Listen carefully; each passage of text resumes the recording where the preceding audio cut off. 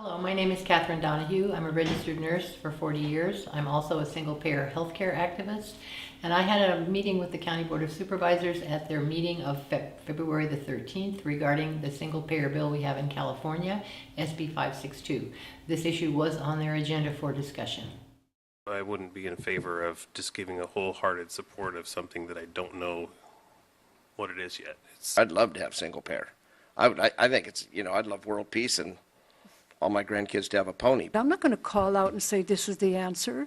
I don't know if it is the answer. In this segment, Supervisor Fennell is referring to a letter that the County Board of Supervisors wrote to the authors of the bill.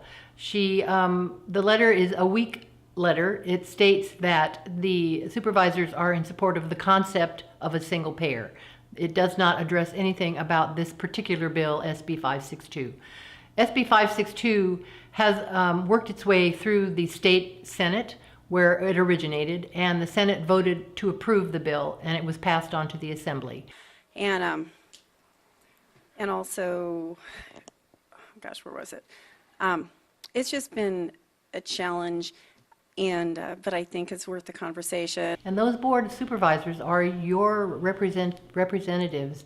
They represent you and your wishes and your needs.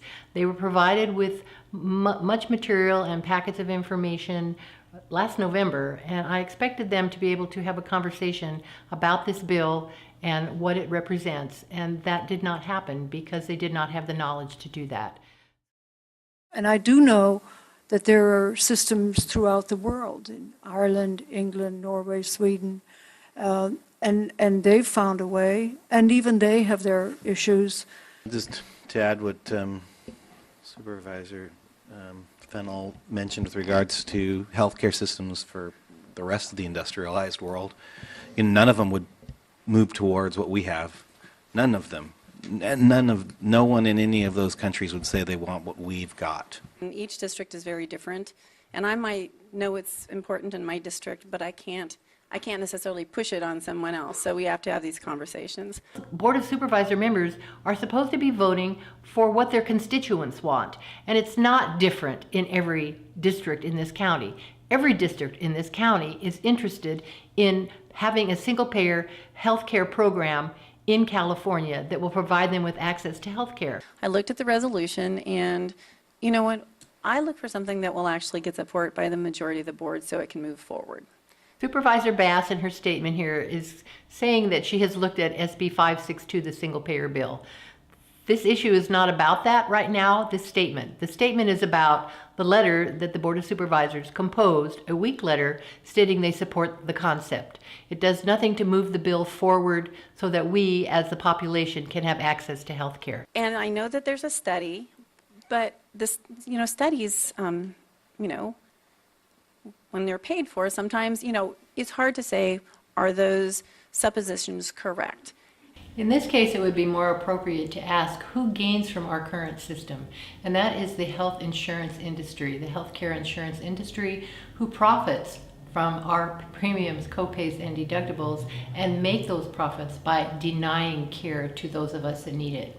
The California Nurses Association, whose main focus is to see that people do have access, asked the University of Massachusetts at Amherst to please do a study on the economic viability of a single-payer bill that we have here in California.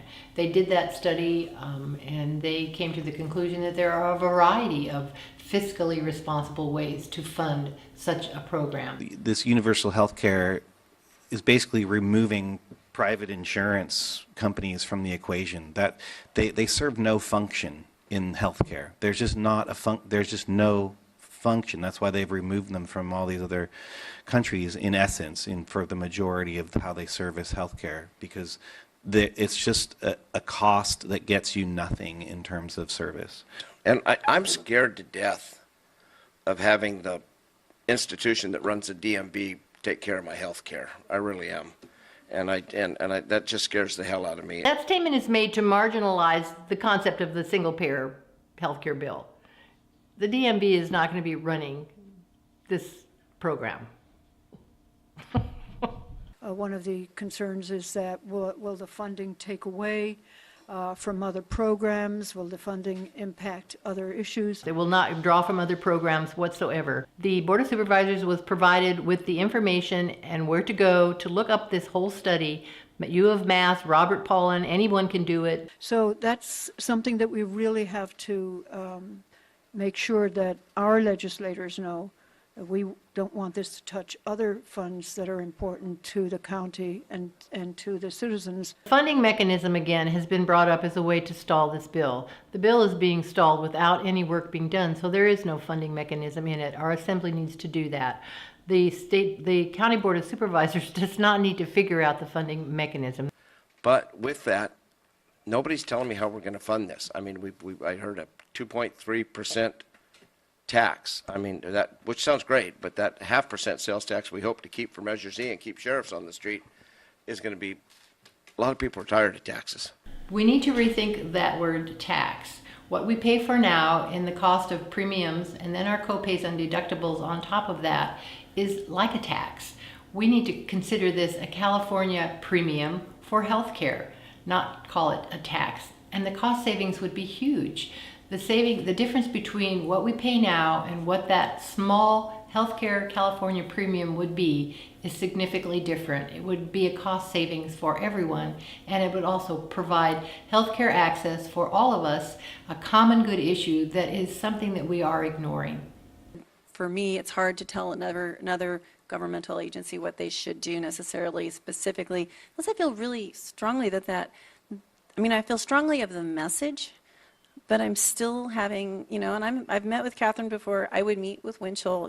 I don't mind meeting for more information. It's vague on mainly the cost issue. I think that's the, I think that if they pass something without knowing what the cost is, probably the reason why it's not out of any of the committees yet.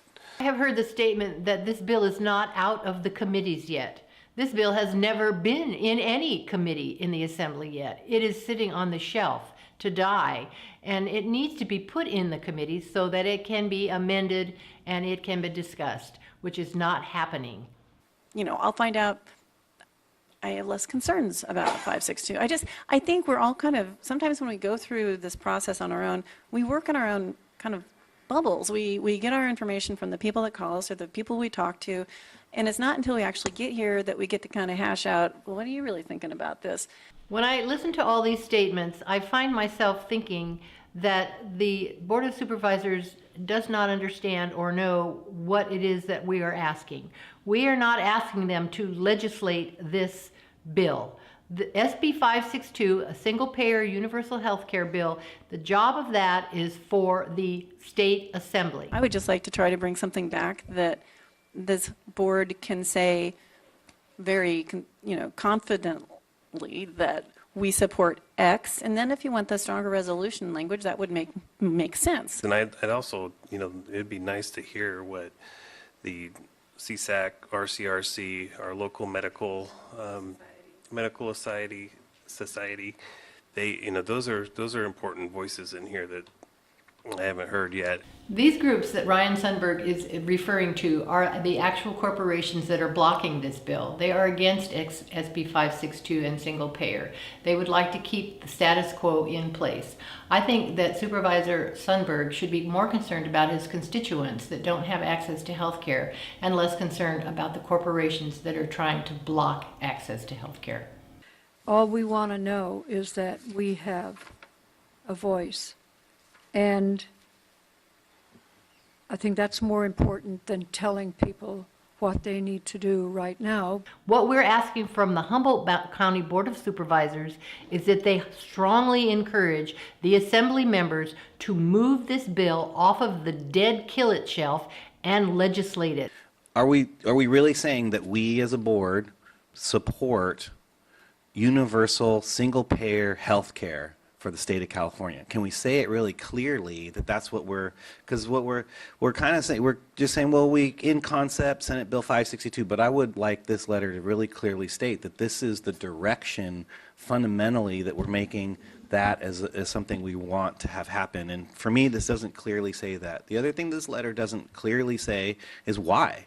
We don't There's nothing in here that talks about why we want to have single-payer health care for the state of California. From my perspective, isn't really, that's why you see so many of the resolutions that you see with so many of the other bodies, is they lay out the whereas single payer will do this, whereas single payer will do that, and we don't really talk about that in this letter. So we're not really coming at it from the fundamental perspective that we really support this in everything that it's supposed to do. So that's the other thing that this letter doesn't ask for, is real action. It's not stating like, we want you to move forward, or we want you to take action in some way, we want you to do it, you know.